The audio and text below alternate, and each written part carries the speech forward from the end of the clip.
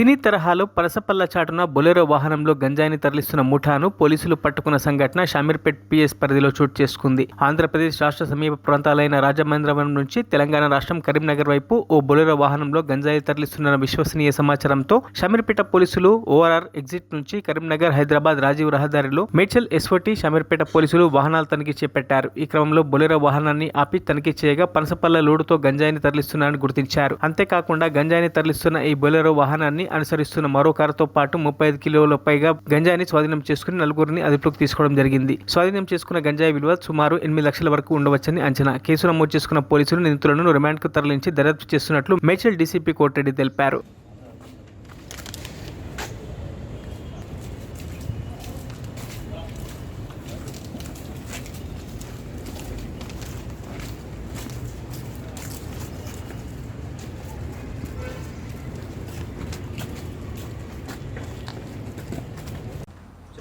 ఈ నెల 28వ తారీఖు మిడ్నైట్లో షామీర్పేట పోలీస్ స్టేషన్ పరిధిలో ఎస్ఓటీ టీంకి వచ్చినటువంటి ఒక స్పెసిఫిక్ ఇన్ఫర్మేషన్ మీద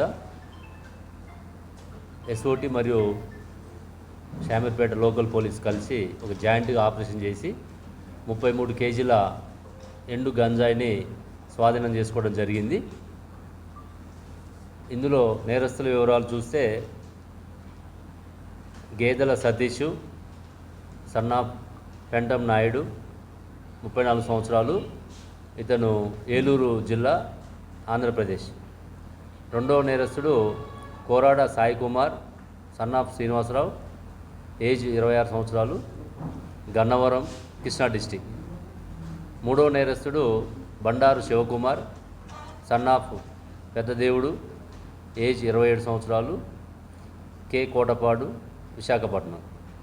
వీళ్ళు ముగ్గురు ఒక పనస పండ్ల లోడుతోటి బొలిరో వెహికల్లో వస్తూ ఆ పండ్ల మధ్యలో ఈ యొక్క గంజాయి ప్యాకెట్స్ పెట్టుకొని, అంటే ఎవరు కూడా చెక్ చేసినా కూడా దొరకకుండా వాళ్ళు ఒక పథకం ప్రకారం దీన్ని ఆంధ్రప్రదేశ్ రాజమండ్రి నుంచి తీసుకొచ్చి ఇక్కడ మన ప్రాంతంలో కానీ మన చుట్టుపక్కల ప్రాంతంలో కానీ అమ్మాలనేటువంటి ప్రయత్నంతో వీళ్ళు తీసుకురావడం జరిగింది.